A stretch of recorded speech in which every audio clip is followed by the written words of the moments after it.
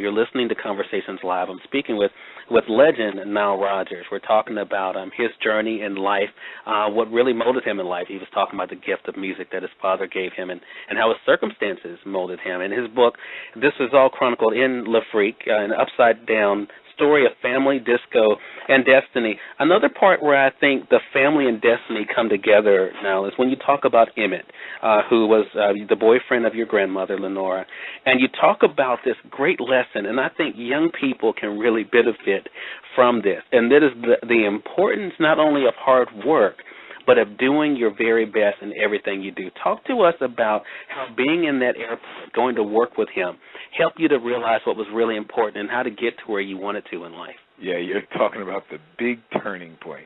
So I used to work at the Van Nuys Airport in Los Angeles, California.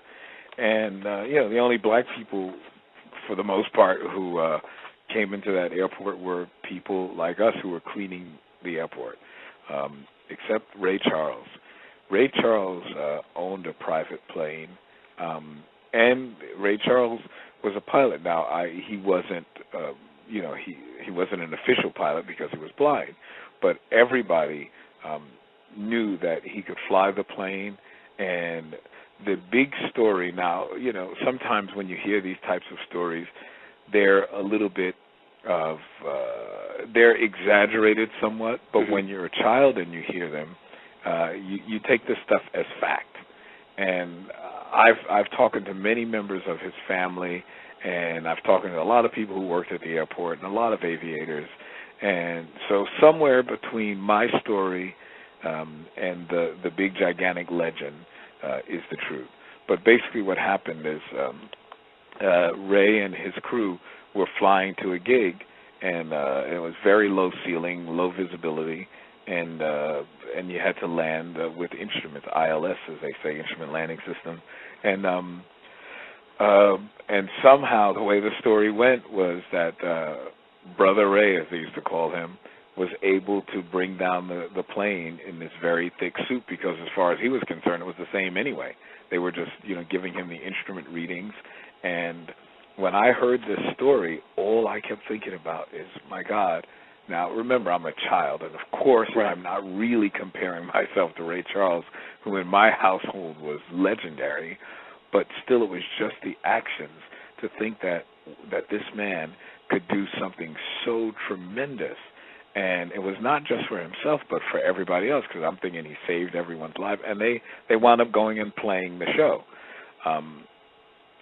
So when I heard the story that he did this miraculous feat, all I wanted to do was to do something to help others, because I associated musicians with altruism, because everybody who worked at, everybody who landed at that airport, they were all really kind to me, and they used to always give me life lessons and tips. They always tell me to work hard and keep my nose to the grindstone and all that sort of thing, because they were all show business types. Frank Sinatra, Dean Martin, Ray Charles, Elvis Presley, everybody came to that airport. And I guess probably it was interesting because they didn't look as a young black teenager as a threat or anything like that. They didn't look at me as a bad kid. They looked at me as a kid that they wanted to help. And I appreciated those life lessons. And I can directly chart some of those people, the path of my success to some of those people at that airport.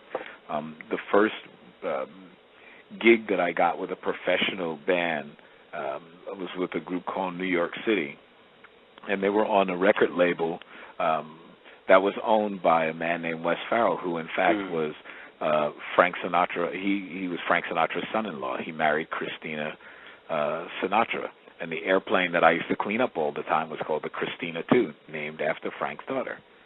Wow. Wow. An amazing story, and again, to be around this and to be shaped by this, especially that story, I think is amazing. And I think that should be a great lesson for all of us, because we never know where that inspiration will come from, to be prepared at all times to give your best. Now you started this conversation in talking about your family and its difficulties, especially when it came to the vices. You were very honest in the book about your own vices, but also the wake-up calls for you. and how you realized that if you wanted to be able to do what you loved, which was this music, even aside from the fame of it, if you wanted to be able to do it and be appreciated, you had to be at your best. What do you hope we as readers take away from this? Because I think it's interesting, not only as you talk about the family, talk about all the celebrities, the David Bowies and Diana Rosses and all these individuals you were, Elton John, able to work with, there seems to be still a humility that this is something that it really is a gift. How do you stay appreciative of the gift today, and how can we be appreciative of our own gift in life? Well, for me, the gift is really the pleasure is in the doing. I happen to have been lucky enough to be at the right place at the right time, doing the right thing, and having the right drive and determination.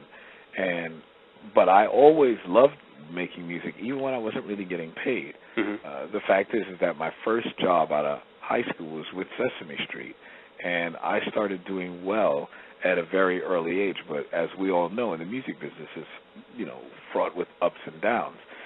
So by the time I made it, my basic love for music was still there. I'm just a worker. That's what I do. The fact is that I wound up writing the biggest record for Diana Ross in her life, biggest record for Sister Sledge, the biggest record for David Bowie, biggest record for Madonna, mm-hmm. Like a Virgin, all that stuff. So I wound up producing and writing a lot of these huge, massive hits. But the truth is that all of that basically came from me wanting to get up in the morning and go to work. I just happened to raise my pay grade, but my work ethic was exactly the same for Madonna as it would be for an artist who was unknown. As a matter of fact, the interesting thing is that my record with Madonna is sort of what made her the big, gigantic superstar. Now, it's true, Borderline happened before Like a Virgin, but Like a Virgin is the biggest selling record of her career and the biggest selling record of my career. Yeah. It's hard to really to speak about this stuff accurately because these are not absolute formulas. Mm-hmm. But the one thing that is absolute is my love and my passion for doing my job, which is getting up, playing guitar, arranging, producing, helping another person figure out what the problems are and helping them actualize their dream. When I'm doing it for myself, it's another thing entirely. It's usually an artistic vision. I'm sort of having fun. I'm making myself feel good. But when I'm actually hired to do music by commission, which is basically what I've done all my life, that there's a work ethic that kicks in me that I absolutely believe goes back to my childhood, because I was socialized to care for people. I was, a Boy Scout, a Cub Scout. When you would see a little old lady standing at the corner, she would wait for you to help you walk her across the street. Right. When I was 16 years old, I joined the Black Panther Party. Same thing, even though the Black Panther Party had an outwardly political message, the truth of the matter is that our days felt much more like the Boy Scouts than it felt like the revolutionaries fighting in the hills of, wherever. Wow. We did exactly the same thing in the Black Panthers that I did in the Cub Scout and the Boy Scouts. We go help little old ladies. We feed children. We paint people's houses. We wash the streets. All of the other, high-level stuff that made the newspapers, well, that's what that was the top level people do. But the worker bees, which I've always been a worker, is basically the same, because, as I said, I was socialized to care for people and to do jobs where you're helping people. It feels good to me to do that.